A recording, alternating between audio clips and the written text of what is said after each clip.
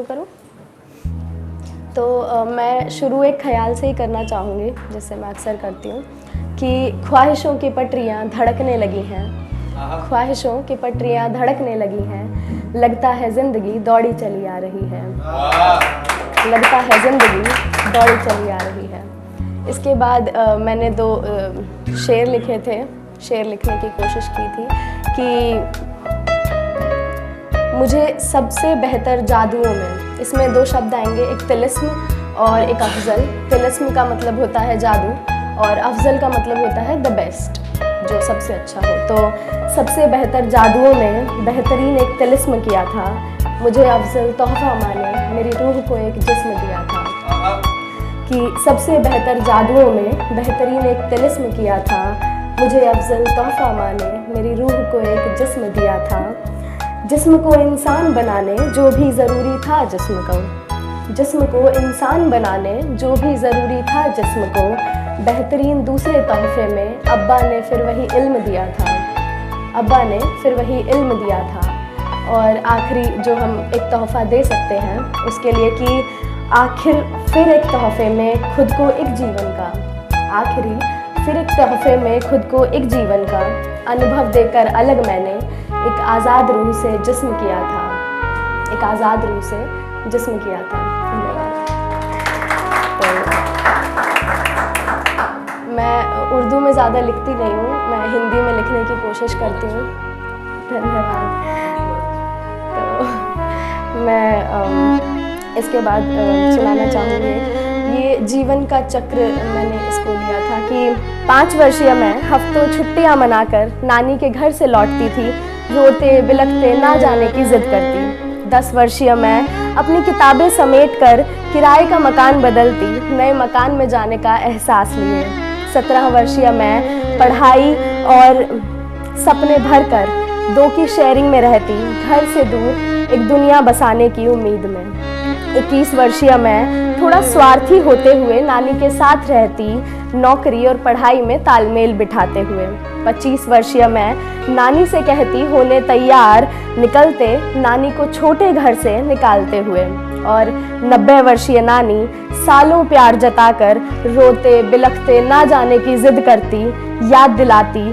30 वर्षीय नानी परिवार और प्यार समेत इस मकान में आई थी, घर बनाने की प्रक्रिया में जीवन बिताने। 59 वर्षीय नानी विदा कर रही थी इसी छोटे आंगन से 28 वर्षीय मेरी माँ को। 65 वर्षीय नानी रो रही थी इसी घर के कमरे में नवजात मुझे गोद में लेते हुए। और 70 वर्षीय नानी हंस रही थी घर की चौखट से 5 वर्षीय मुझे विदा करते हुए।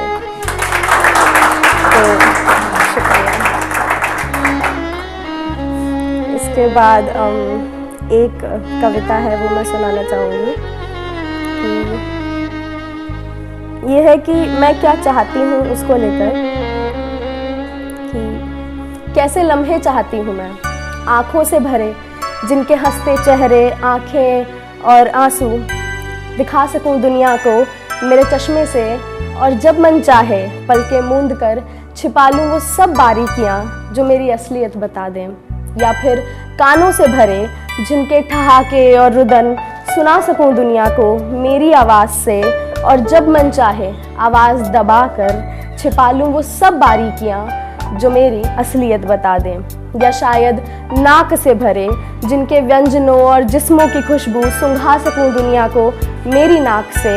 और जब मन चाहे सांस रोक कर छिपा लूँ वो सब बारीकियाँ जो मेरी असलियत बता दें। नहीं तो मुंह से भरे जिनकी बातें मजाक और विलाप बता सकूं दुनिया को मेरे होठों से।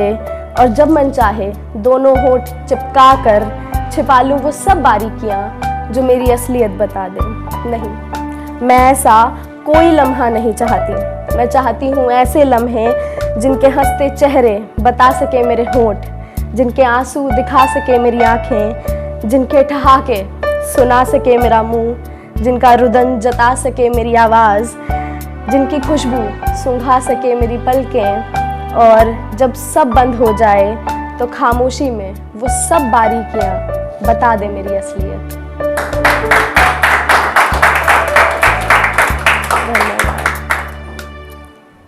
के अलावा ये आखिरी एक कविता पढ़ना चाहूँगी। इसका शीर्षक मैंने दिया है किताब।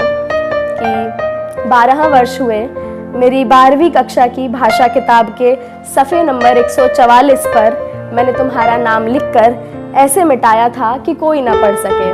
लेकिन आज भी जब मैं उस किताब के सफ़े नंबर 143 पर उंगली फेरती हूँ तो पाती हूँ उभरा हुआ वही प्रेम जो मैंने अपनी सहेलियों से 143 का रहस्य जानने के बाद तुम्हारे नाम के तौर पर लिखा था।